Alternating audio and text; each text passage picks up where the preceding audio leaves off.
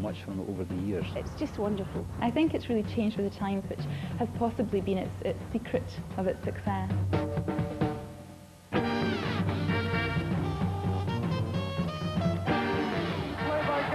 Of course, I'm far too young to remember, but 1978 saw some memorable moments in Scottish sport and some interesting music.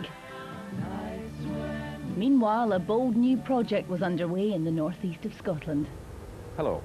Last autumn, a group of us here at the BBC in Aberdeen started work on a project which we hope will, over the coming weeks, become a regular part of your viewing. We fashioned Beechgrove like what? We had a semi-detached back garden with French doors, and from there you just went straight out onto a patio and a bit of grass near the house. Firm paths round the house, you know, so you don't traipse the muck into the house, blah, blah, blah. All these old-fashioned Calvinistic values that we're famous for in Scotland.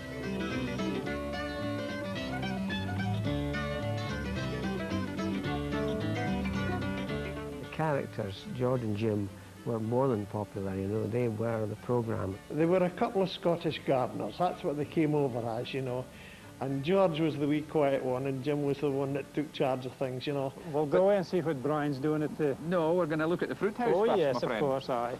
Hello again. Hello there. Aye. And welcome to a very special New Year's edition of the Beechgrove Garden. It's the Beechgrove Garden, all right. George and I met for the first time, actually at Pittmedden, where he was head gardener.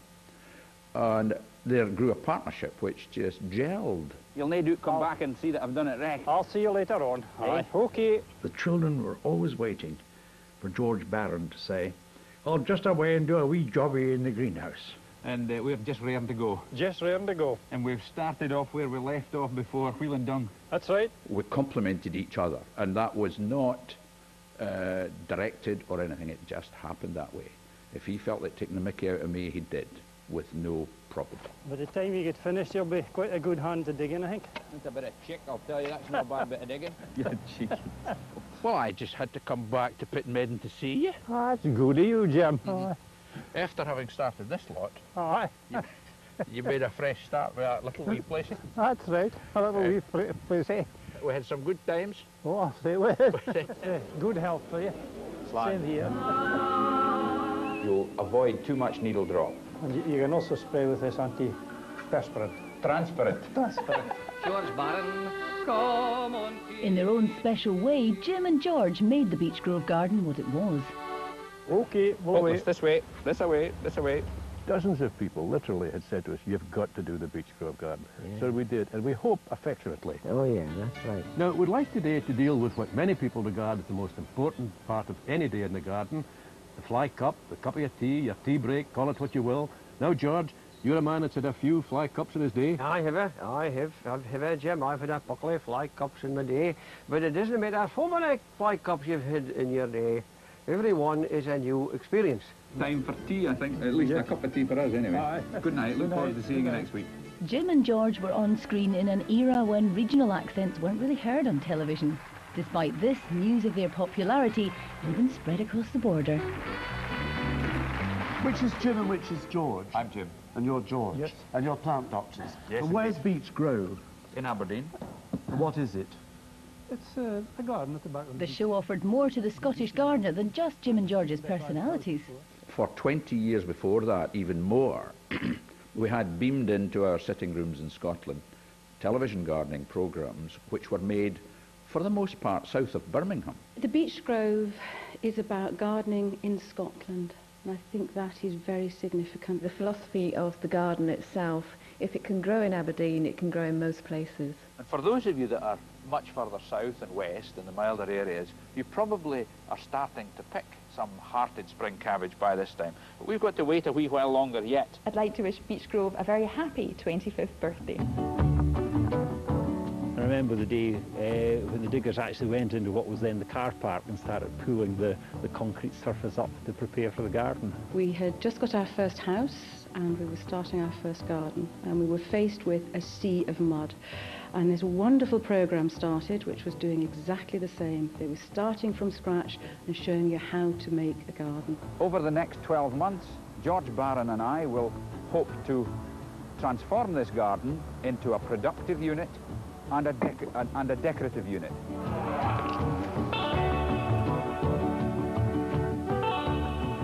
A layer of dung on top of that is the next thing to do. Hey, it's tomato time again.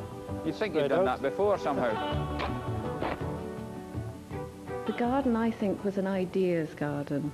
It was very small. I mean, when people used to meet me, they used to say, well, I thought you were going to be a lot taller. It was a matter of scale. It was a case of, here's a way, if these guys have got loads and loads of space, it's going to put off people with small gardens. So each bit had to be recognisable as achievable. The annoying thing in that respect, of course, is that television cameras tend to distort. I was astonished at how much was packed into a very tiny area. I expected a great prairie of garden. I was a visitor to the garden when it was open, and I was too shy to talk to Jim McCall. I didn't dare join the queue. When you went downtown on the bus, you travelled on the number 18 bus, and if you went upstairs, we soon discovered you could actually see over the top of the wall and into the Beechgrove garden. And of course, I had to go away furiously from the bus window. And there's a fine show, the pink and the blue. Oh, bonny sweet peas. And behind them, the green and the yellow. What's that? That's the top one with Stockhead Bush. In 1983, the programme celebrated its 100th show. The following year, George retired and Dick Gardner joined the programme.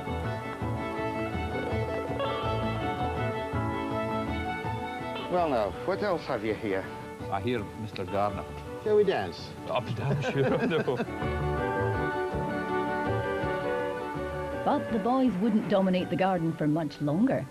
Yes, we couldn't really have had a much more dramatic change of direction than to introduce a young lady to the programme. Welcome, Carol. Hello, Jim. But that really is a false thing, because you've been here for quite a while, haven't you? Yes, I've been here 3 years now. You've really been the petticoat government keeping us right for the last 3 years, Something like that, you know, yes. and keeping the garden in super nick. The producer at the time, John McPherson, took me into the office, and I thought, oh gosh, what have I done here? And he said, we'd like to try you in front of screen. And I was extremely worried about that. I'm going to plant some tatties now, in a grow bag. Hope they're better than the tatty barrel. Get off you. We found space to create a garden for people who were disabled. Hi, Winston. Hi, Carol, what like it? Oh, fine, it's not too bad.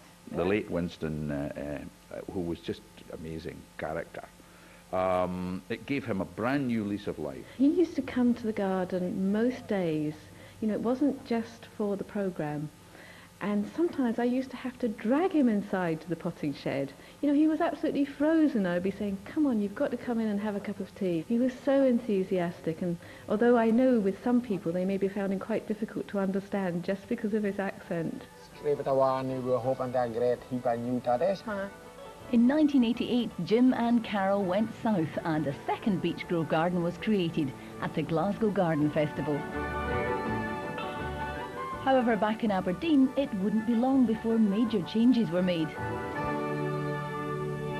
What have you done, Carol? It's like a bomb site. The idea, and I know it was very controversial as far as the viewers were concerned, was to actually bring in the bulldozers and bulldoze the old garden and start afresh. So it was bulldozed and split into different wee sections that the viewers could identify with. It was just bare plots. There was 5 bare plots. And I was very delighted that I was asked to do design for every plot. One garden, we imported tons and tons of clay so that we could say, all right, if you've got a clay soil, so have we. Come and have a look at what's doing well or what's not doing well. And so it was split up so that people could identify with the different garden rooms, if you like. This clay garden here, I wonder if we really should call it the problem patch. My first day as a presenter, I can remember as though it were yesterday. You know what a dreadful day yesterday was. I was absolutely terrified. I maybe didn't look it, but my stomach was in a knot. Hello, and welcome to the Beechgrove Garden. I'm Bill Torrance, and let me confess right from the outset that I'm not a professional gardener. However, I'm a very keen amateur. I think my role was, to a certain extent, to hold things together and also to be the daft laddie. Which I took to like a duck to water. It was not difficult for me to do that. I'll just take a wee bit out with my fingers, will I? Aye, well, again, you shouldn't really use your fingers. That may influence the result. Oh. he acted the part that the viewer